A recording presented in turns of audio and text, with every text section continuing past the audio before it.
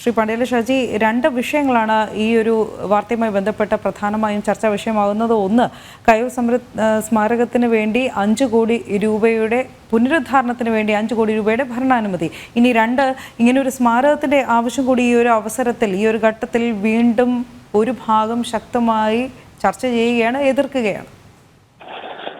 അതെ, ഇതിൻ്റെ അകത്ത് ഒരു വിഷയം എന്താന്ന് പറഞ്ഞാൽ, ഇപ്പോൾ പിന്നെ കയ്യൂർ സ്മാരകത്തിന് വേണ്ടി സമയം കൊടുക്കുന്നു, നമുക്കൊരു വേണമെങ്കിൽ അതിനെ ഒരുപക്ഷെ ന്യായീകരിക്കാം. പക്ഷേ ഈ ന്യായീകരിക്കുന്ന ഒരു സന്ദർഭം ഉണ്ടാകുമ്പോൾ പോലും ഇതിനെല്ലാം തന്നെ ന്യായീകരിക്കുന്ന മറ്റൊരു വളരെ പ്രധാനപ്പെട്ട ഒരു ചാനലാണ് അവിടെ ഇപ്പോൾ ഉള്ളത്, റിപ്പോർട്ടർ ചാനൽ.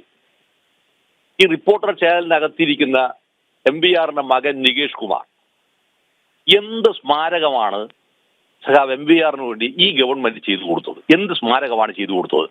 യാതൊരു മനസാക്ഷി കുത്തുമില്ലാതെ MVRന്റെ മകനെ, ആ മനുഷ്യനെ ഞാൻ പലതവണ ആവർത്തിക്കുന്നതാണ്, സ്വന്തം വീട്ടിനകത്ത് നിന്ന് അടിച്ച് നടയടിച്ച് പടിയടിച്ച് പിണ്ടം വെച്ച് പുറത്താക്കി തെരുവിൽ വെച്ച് അദ്ദേഹത്തെ കല്ലെറിഞ്ഞും ബോംബെറിഞ്ഞും കൊല്ലാൻ ശ്രമിച്ചു. അദ്ദേഹം താമസിക്കുന്ന വീട് ഇടിച്ച് നിരപ്പാക്കി തീയിട്ട് നശിപ്പിച്ചു. ഇതെല്ലാമായിട്ട് അഭയാർത്ഥിയായി കണ്ണൂരിലെ കണ്ടോൺമെന്റ് കേന്ദ്രത്തിലേക്ക്, പട്ടാള കേന്ദ്രത്തിലേക്ക് അഭയം തേടിയിട്ടാണ് ആ മനുഷ്യൻ അവസാന കാലത്ത് ജീവിച്ചത്. എന്ത് സ്മാരകമാണ് വാസ്തവത്തിൽ സർക്കാർ ചെയ്തത്? മറുഭാഗത്ത് കൊടുക്കുന്നു, KM മാണിക്ക് കൊടുക്കുന്നു, AKG കൊടുക്കുന്നു. ഇതെല്ലാം കൊടുക്കുമ്പോൾ കേരളത്തിലെ ഇടതുപക്ഷ രാഷ്ട്രീയ പ്രസ്ഥാനത്തിന് വെച്ച് പ്രത്യേകിച്ച് CPIM-നകത്ത് MVRനെ പോലെ ഊർജ്ജസ്വലനായിരിക്കുന്ന ഒരു പ്രവർത്തകൻ, ഒരു നേതാവ്, ഒരു പോരാളി ആ പാർട്ടിക്കകത്ത് എന്തെങ്കിലും ഉണ്ടായിട്ടുണ്ടോ? ഇവിടെയാണ് ഈ കാണിക്കുന്ന അത് അവിടെ വെച്ച് MVRനെ അപമാനിക്കുകയാണ്. ഇതിന് മറുപടി പറയേണ്ടത് ആരാന്ന് പറഞ്ഞാൽ CPM-നകത്ത് വെച്ച് ഇപ്പോൾ ലയിച്ചിരിക്കുന്ന കണ്ണനുണ്ടല്ലോ, കരിവണ്ണൂർ സഹകരണ തട്ടിപ്പിനകത്ത് പെട്ടിരിക്കുന്ന ഉടയുന്ന കണ്ണനുണ്ടല്ലോ, കണ്ണൻ മുതൽ ഷാരിയാർ മുതൽ ഉൾപ്പെടെ പാട്ടിൻ രാജാട്ട് ഉൾപ്പെടെയുള്ള ഇവർ മുഴുവൻ ഇതിന് മറുപടി പറയേണ്ടതാണ്.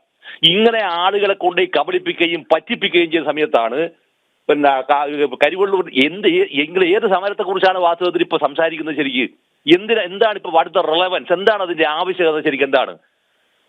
ഇതൊന്നുമില്ലാതെ വരുമ്പോഴാണ് ഇത് മുഴുവൻ എന്തായി മാറുന്നത്? കേവലമായിരിക്കുന്ന കമ്മീഷൻ തെറ്റുന്ന ഒരു ഇടപാടുകൾ മാത്രമായിട്ട് മാറുന്നു എന്ന് പറയുന്നത്. ഇനി എന്താണ് ഈ കേരളത്തിൽ ഊറ്റാൻ ബാക്കിയുള്ളത്? എന്താണ് ഊറ്റാൻ ബാക്കിയുള്ളത്? 5 നയാ പൈസക്ക് ഗതിയില്ലാതെ കേരളം സുപ്രീം കോടതിയിൽ പോയിട്ട് അവസാനം താഴ്ന്നത് ഭരണഘടനാ ബെഞ്ചിന് വിട്ടു. നമ്മളെല്ലാവരും കണ്ടതാണല്ലോ, അത് ചർച്ച ചെയ്ത വിഷയമാണ്. ഭരണഘടനാ ബെഞ്ചിന് വിട്ടു. കേരളത്തിനകത്ത് അത് കിട്ടണമെങ്കിൽ എത്ര വർഷം കഴിയണം? എന്തെങ്കിലും സംഭവമുണ്ട്. ഇനി നാളെ ഒരു ഗവൺമെന്റ് മാറി വരികയാണെങ്കിൽ അവർ നേരിടാൻ പോകുന്ന പ്രതിസന്ധി എത്രയാണെന്നുള്ള ഒരു വലിയ നിയമപരവും ഭരണഘടനാപരവുമായിരിക്കുന്ന കുരുക്കാണ് വാസ്തവത്തിൽ ഈ മനുഷ്യൻ ഇതിനകത്ത് ഉണ്ടാക്കി വെച്ചത്. അപ്പൊ ഇതെല്ലാം ചെയ്യുമ്പോഴാണ് പിന്നെയും ഉടുപ്പില്ലാതെ ഇതിനകത്ത് ഈ സാധനം എടുത്തു കൊടുക്കുന്നത്. ഈ പറയുന്ന പൈസ ചെലവാക്കുന്ന സമയത്ത് അതിൻ്റെ അകത്തോട് പൈസയും എടുത്തു കൊടുത്താൽ എന്താ എത്ര ആളുകൾക്ക് 1600 രൂപയുടെ ക്ഷേമ പെൻഷൻ അവർക്ക് കൊടുക്കാൻ പറ്റും? ഇതുപോലും കൊടുക്കുന്നില്ലല്ലോ. ഇതുപോലും കൊടുക്കാതിരിക്കുന്ന ഘട്ടത്തിലാണ് ഇത്തരത്തിലുണ്ടാക്കുന്ന അസംബന്ധങ്ങൾ ആവർത്തിക്കുന്നത്. ഈ അസംബന്ധങ്ങൾ അവർ ചെയ്യുന്ന പിറകിലെ വിഷയം എന്താണ്?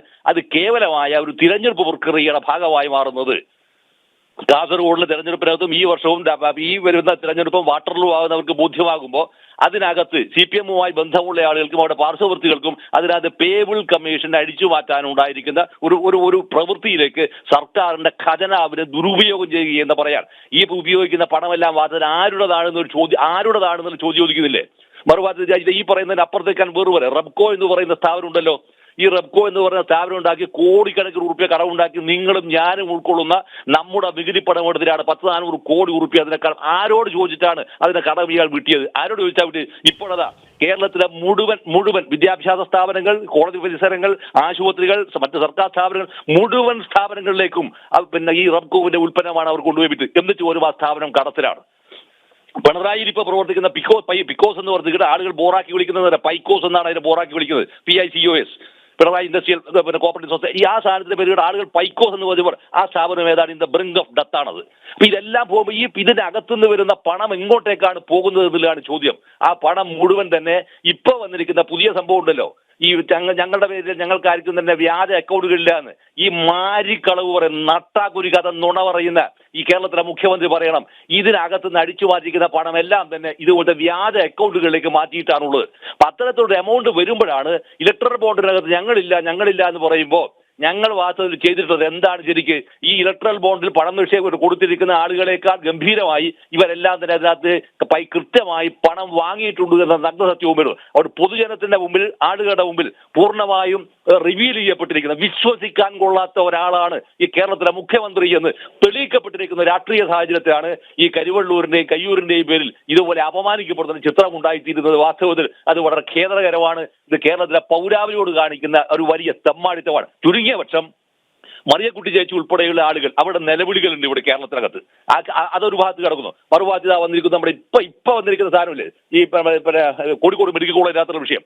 നിങ്ങൾ എന്താണ് അഡ്മിനിസ്ട്രേഷൻ എന്ന് പറയുന്ന സംഭവം? എന്താണ് അഡ്മിനിസ്ട്രേഷൻ എന്ന് പറഞ്ഞാൽ? എന്താണ് നിങ്ങളുടെ ഒരു സ്വയം വീട്ടുകാര്യം പോലെയും സ്വന്തം അധികാര പരിധിക്കകത്തുനിന്ന് എന്ത് തെമ്മാടിത്തവും ചെയ്യാവുന്ന അവസ്ഥയിലേക്ക് മാറുമ്പോൾ ജനം വാസ്തവത്തിൽ എന്ത് ചെയ്യണമെന്നുള്ള ചോദ്യത്തിന്റെ ഒരു വലിയ ചോദ്യമാണ് വാസ്തവത്തിൽ ഈ പുനരുദ്ധാരണ പ്രവർത്തനം എന്ന പേരിൽ, രക്തസാക്ഷി മണ്ഡപങ്ങളുടെ പേരിൽ ഈ സംഭവം ചെയ്തു വന്നിരിക്കുന്നതാണ് എന്റെ വ്യക്തിപരമായിരിക്കുന്ന അഭിപ്രായം. മാഡം.